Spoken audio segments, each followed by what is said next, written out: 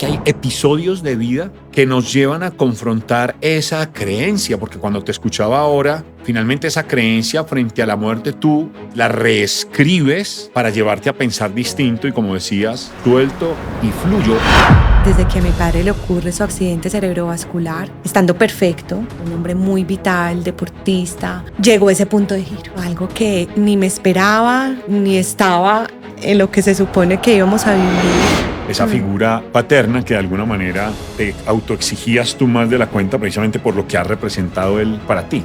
Los puntos de giro llegan para revelarnos muchas cosas y para impulsar nuestro proceso de evolución y de comprensión, si así lo queremos. Ese navegar interiormente, el dejar morir para nacer, el dejar morir para renacer a una mejor versión.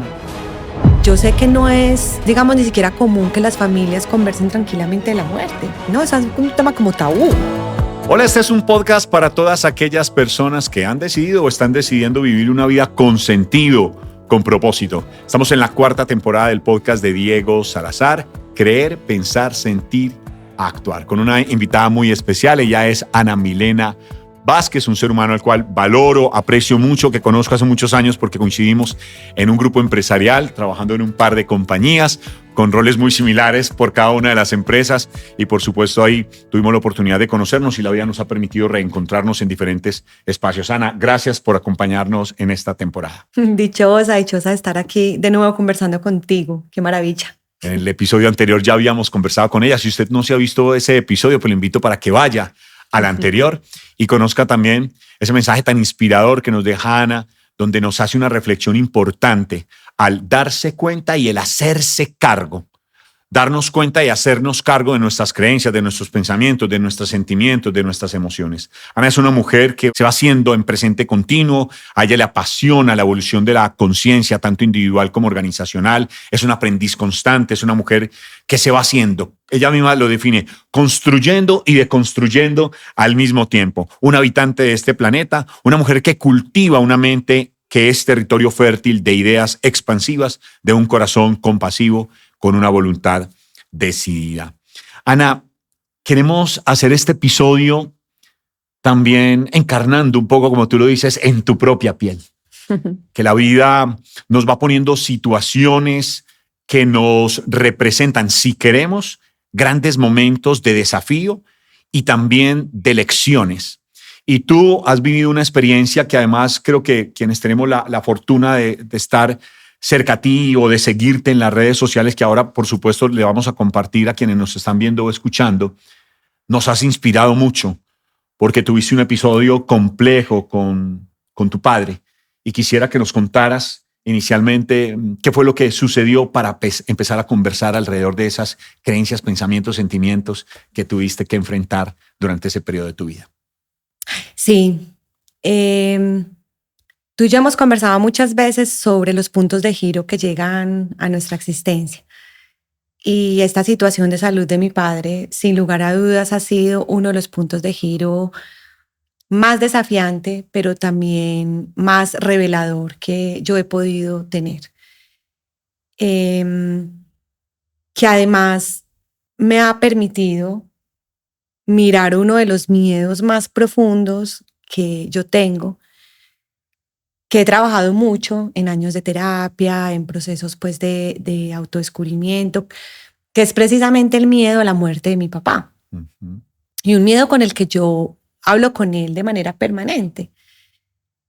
Pero es un miedo nivel exponencial, ¿cierto? Es de esos miedos que cuando hablaba de la posibilidad, además absolutamente normal y natural, como es la muerte, uh-huh, pero especialmente la de mi papá, tiene unos tintes que para mí son muy complejos.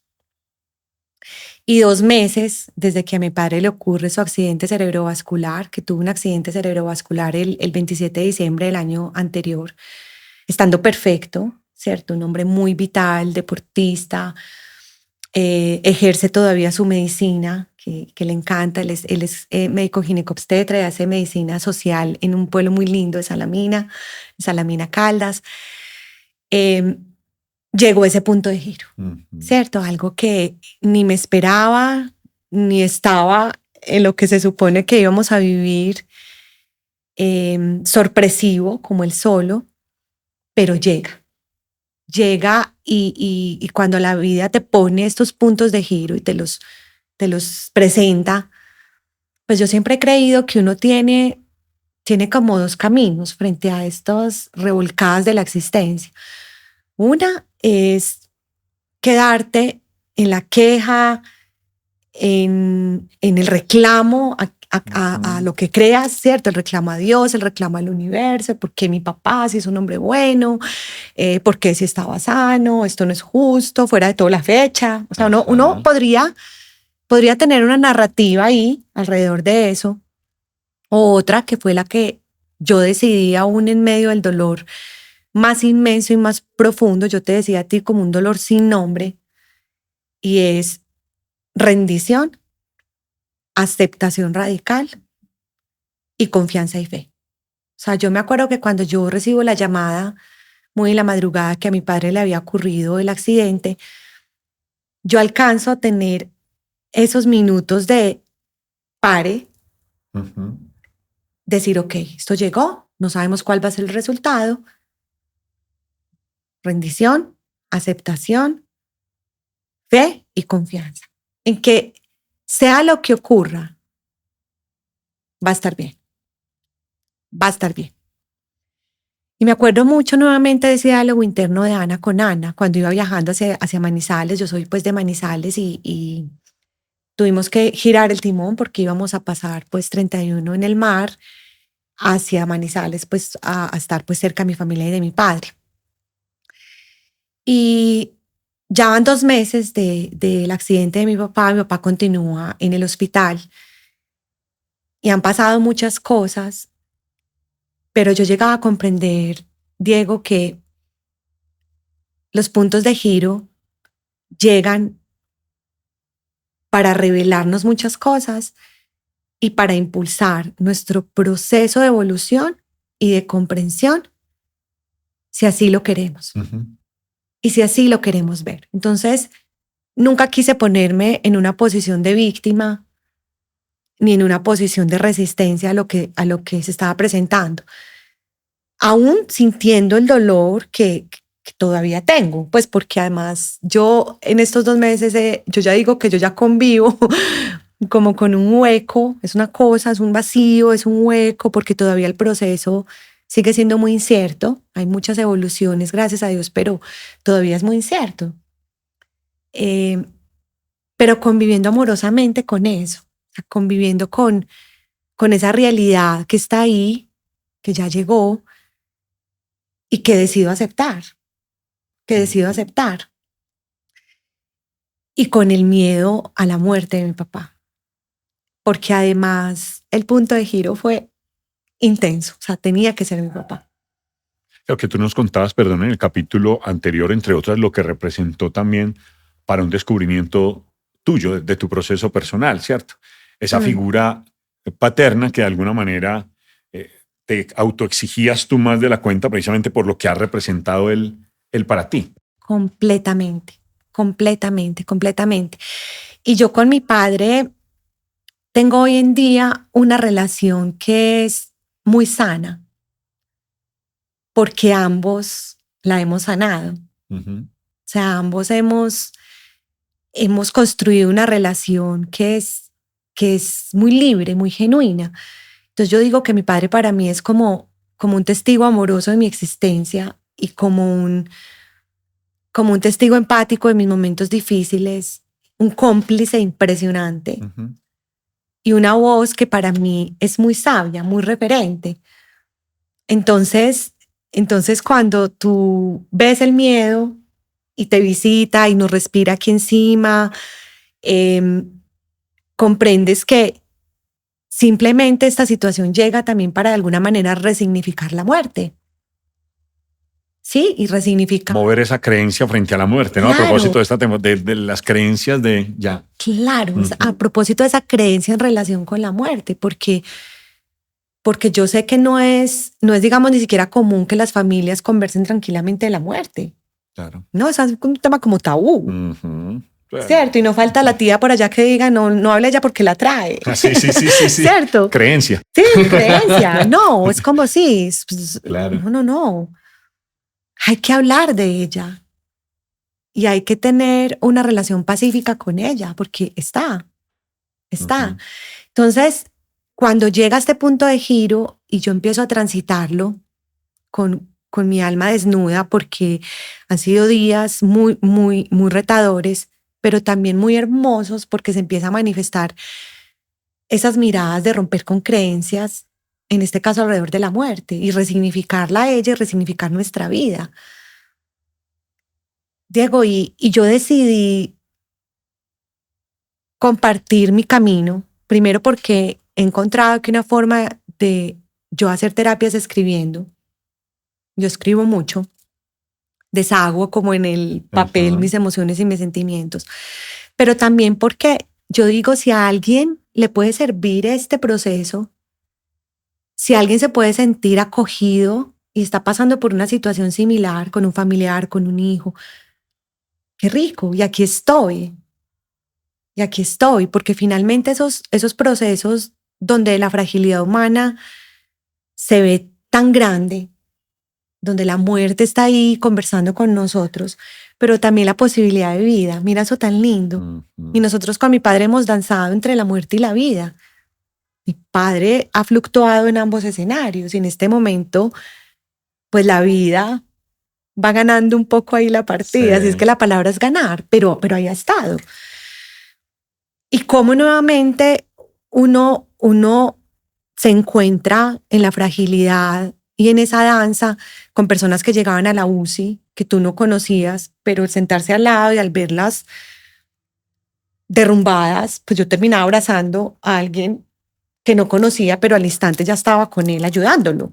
Que también estaba viviendo su propio dolor por algún familiar cercano ahí en la UCI. Claro, porque además en la UCI pasa todo un poquito. Claro. O sea, yo nunca había convivido en una UCI y pues estuve viviendo literal en la UCI un mes y una semana, que fue que mi padre estuvo en la UCI. Y todos los días eran historias distintas. Y yo siempre cuando llegaba al corredor de la UCI, yo decía, Dios universo, permíteme ser un instrumento de compasión, de amor, no solo para mi papá, sino para las personas con las que yo me voy a encontrar. Porque es natural. Claro. O sea, en cualquier momento el del cubículo al lado trascendía y nos tocó vivir eso todo el tiempo. Familiares solo recibiendo la noticia, historias, accidentes, cosas. Entonces, ¿cómo comprender que no solo era la situación de mi papá, sino que uno podía convertirse quizás en un apoyo, en una ayuda, en un hombro para que otro ser humano llorara con nosotros? Y mira que eso me llevó también a pensar que desde ahí es donde nos unimos.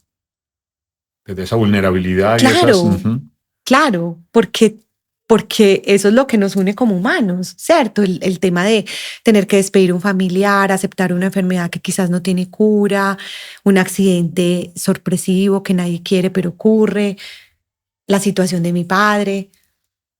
Entonces, para mí este ha sido un ejercicio de 2 meses como una escuela existencial profunda de humanidad.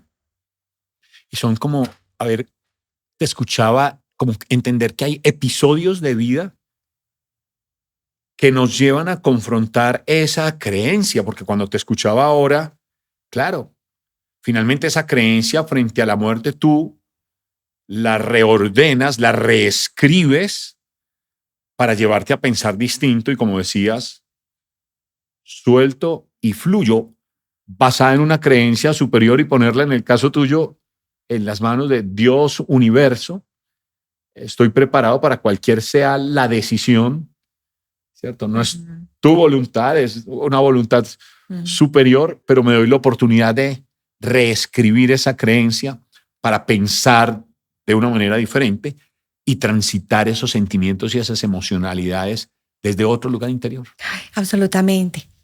Y sabes que me gusta mucho eso que mencionas porque me haces pensar en este momento que, claro, los puntos de giro son puntos de evolución siempre y cuando estemos dispuestos a mirar las creencias, algunas limitantes, otras empoderadoras, los miedos, para buscarles otra salida y otra resignificación. Y una de los temas que yo pienso en este momento y siento en relación a la situación de mi padre es, muchas veces nos atamos a ese miedo a la muerte y dejamos de vivir lo suficiente con esa persona que tememos que muera, porque en nuestro interior está el miedo a perderlo, pero es que no lo has perdido, pues que está sentado al lado tuyo tomándose un vino contigo, entonces tú ¿por qué estás metida en Pensando ese en miedo? en la imaginería que nos va. Claro. Y mira, nosotros tenemos un círculo un ritual de oración todas las noches por mi papá, que muchas personas nos han acompañado.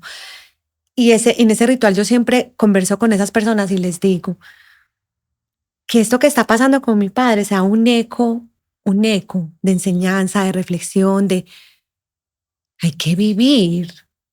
Ujú. O sea, realmente hay que vivir.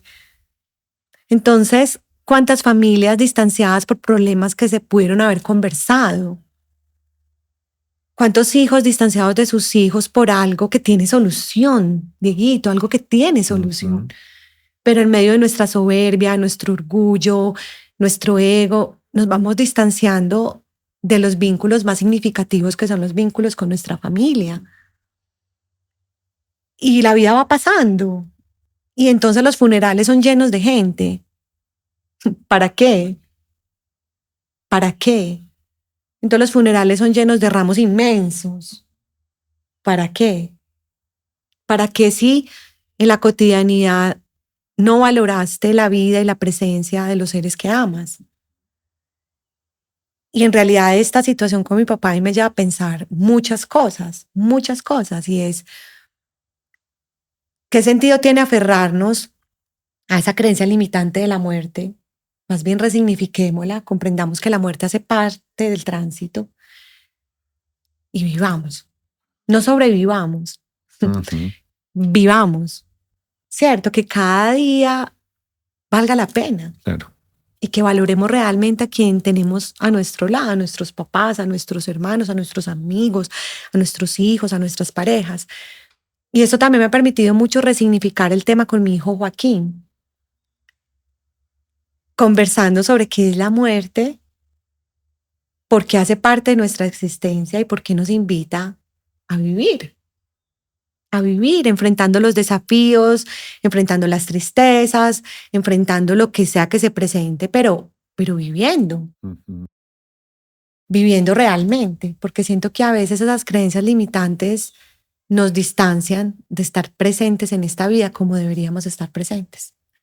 Te escucho y como que llega a mi mente el recordar que la vida es aquí, es ahora, que la vida no se vive en el pasado y no se vive en el futuro, a pesar de que muchos seres humanos no estamos viviendo el aquí y el ahora por estar anclados en nuestro pasado, o no vivimos ese aquí y ese ahora por estar pensando en el futuro, pero realmente el único tiempo en el que se vive la vida es en este aquí y en este ahora.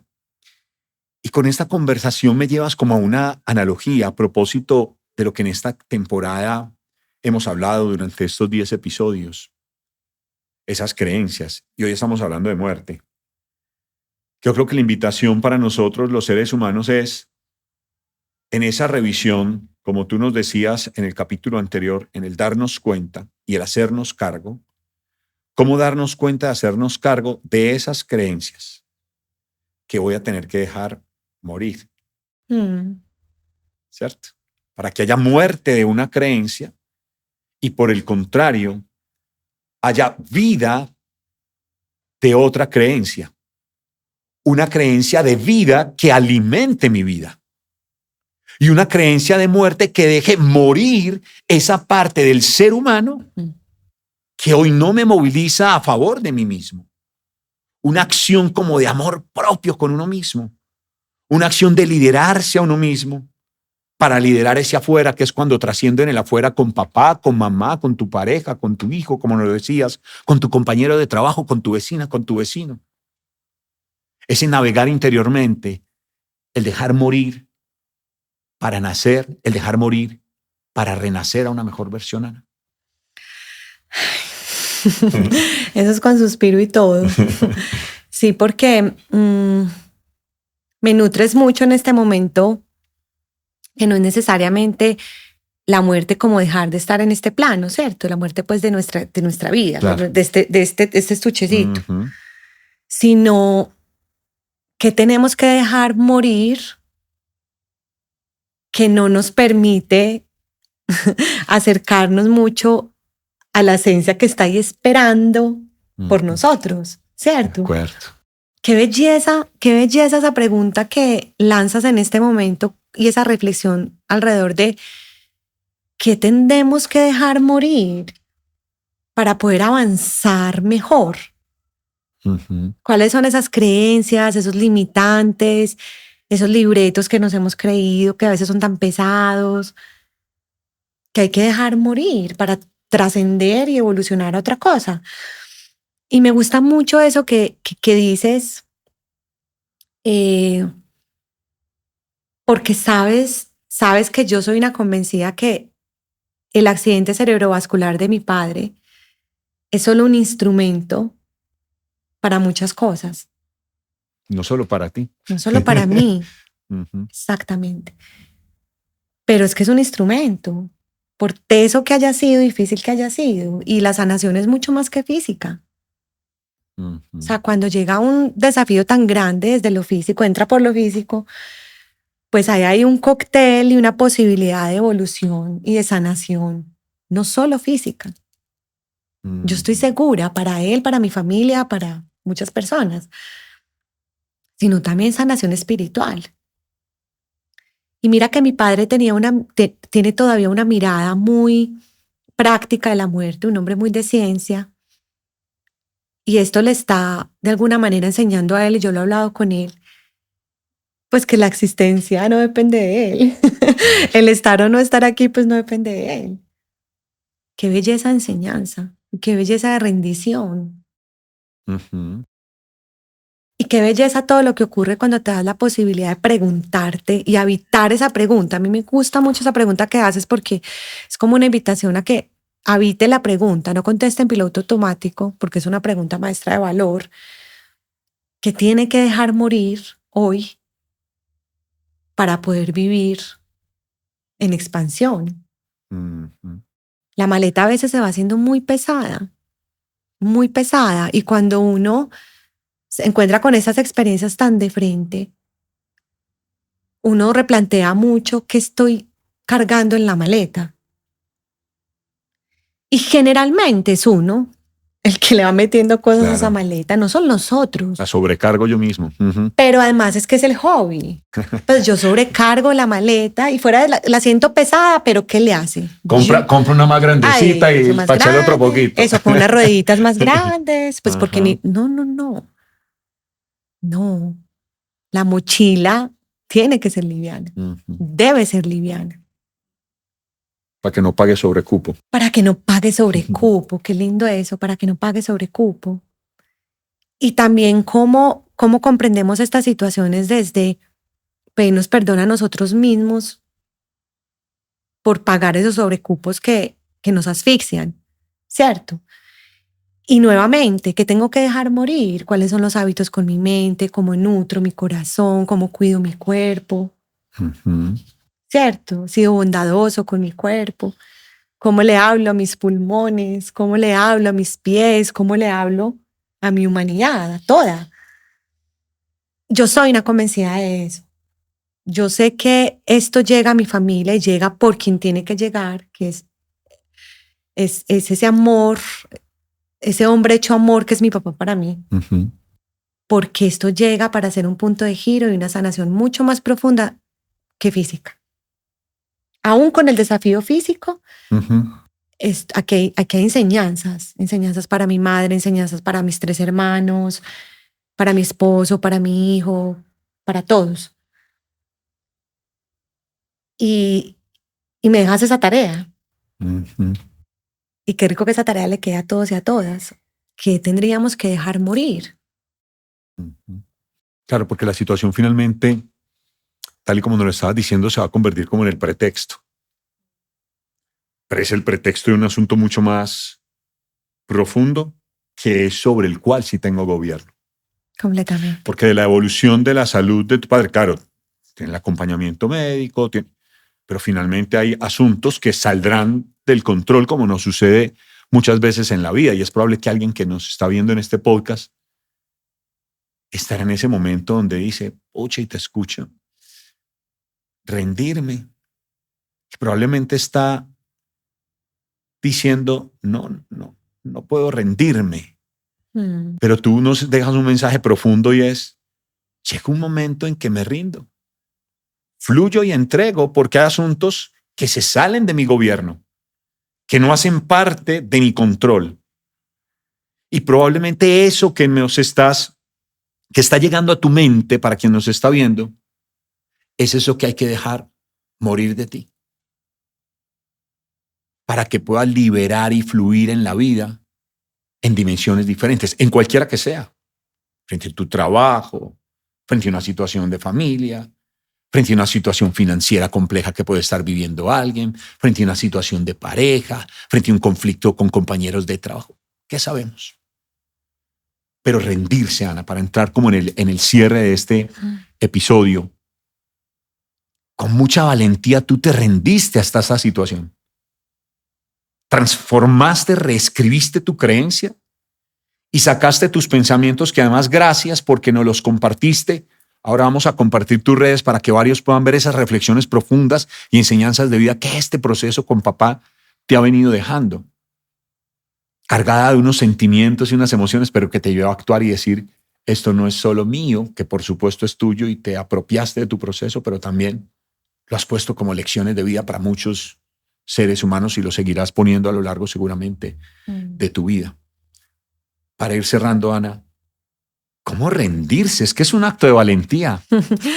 Y esa palabra puede tener muchas connotaciones, ¿cierto? Y yo lo que creo es que ante eso que uno no tiene el control, porque sabe que en mi caso, en mis creencias, hay unas fuerzas superiores, unos designios superiores que son quienes deciden, ríndase y acepte, que es lo que yo intenté hacer con mi viejo. Cuando pasó lo que pasó, yo dije, ok, nunca desde la queja y desde pelear con Dios, ¿cierto? Romper relaciones, sino desde acepto. Es más una posición de aceptación. Pero esa rendición no puede ser confundida con no te hagas cargo de lo que te corresponde. Es muy distinto, claro, el mensaje es otro. Correcto. Claro, la rendición no es una posición de mediocridad. De no, entonces como pues nada depende de mí, pues no, es aceptación radical porque ocurrió lo que debía ocurrir y ya está. Y voy fluyendo con lo que pase cada día. Pero si usted sí tiene el gobierno de muchas cosas. Tiene el gobierno de lo que a usted le corresponde para enfrentar esa situación, ¿cierto? Tiene el gobierno de la autorregulación de sus emociones tanto como sea posible, porque además en estos momentos es como una olla pitadora, ¿cierto? Todos estamos como con la sensibilidad a flor de piel. Claro.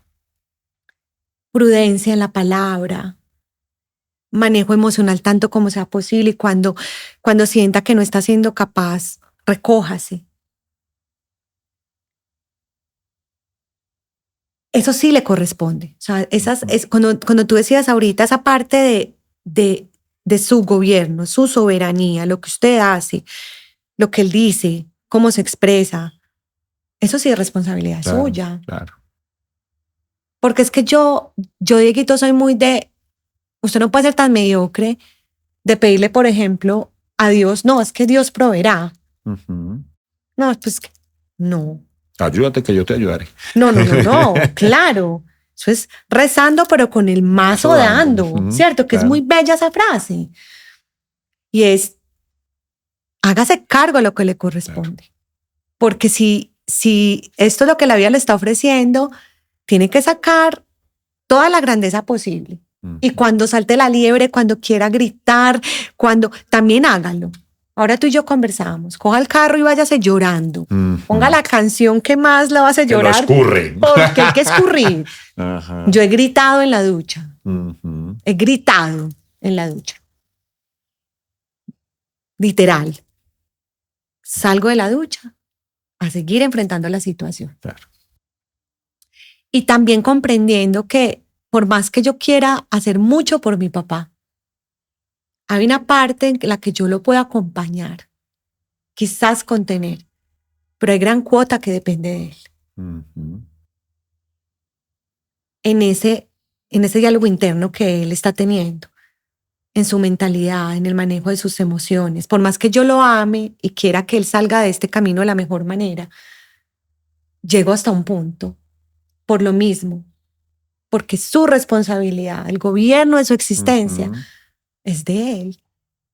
Porque también me estaba pasando en un momento del camino que yo quería como solucionar todo, hasta lo que no me correspondía. Yo tengo por ahí un síndrome de Policarpa que mi terapeuta me ha revelado mucho y a veces sale. No. Hágase acá, que eso le corresponde a tu viejo. Claro. Y él tiene también que tomar su reflexión y su aprendizaje de la situación, porque además es quien lo está viviendo en carne propia. Uh-huh. Dale el espacio, porque él también necesita digerir su proceso, tomar sus decisiones, manejar sus emociones, y tú no lo puedes hacer por él. Claro. Ni por él, ni por tu mamá, ni por tus hermanos. Uh-huh. Cada uno tiene que hacerse cargo de lo que le corresponde frente a la situación que la vida nos está ofreciendo. Qué bonito, Ana. Gracias. Gracias por abrir tu corazón, tu sabiduría, la intimidad también de tu familia y de un proceso que seguramente al escucharte, como le ha pasado o nos ha pasado a varios de nosotros, nos has alimentado la existencia a partir de tu drama personal, pero que nos has invitado a pararnos desde otro lugar interior para ver en esa situación cómo puede ser mucho más luminosa nuestra existencia con base en lo que nos has compartido a través de tus contenidos. Invitémosle a la gente para que dónde te pueden seguir, ubicar y contactar. Gracias, porque además conversar también es terapéutico para mí. Uh-huh. Entonces, gracias. Tengo 2 redes sociales, una que es Milito Vázquez, como el Milo que te tomas, calientico por la mañana, y tengo una cuenta que es mi pasión y mi vocación, pues, de consultoría, que es @Ana Conciencia Organizacional. Muy bien, ahí está para que ubiquen a Ana, para que puedan también seguirse llenando de todo su conocimiento, su sabiduría, su capacidad reflexiva. Si la gratitud es la memoria del corazón, Ana, de corazón, gracias por estar aquí en esta 4ª temporada. Si la gratitud es la memoria del corazón, de corazón, gracias a ustedes por estar aquí. Gracias por comentar y gracias por compartir este contenido con aquella persona que tú sientas el llamado de hacerlas. Hasta pronto. Chao. Chao, chao. Este es el podcast de Diego Salazar.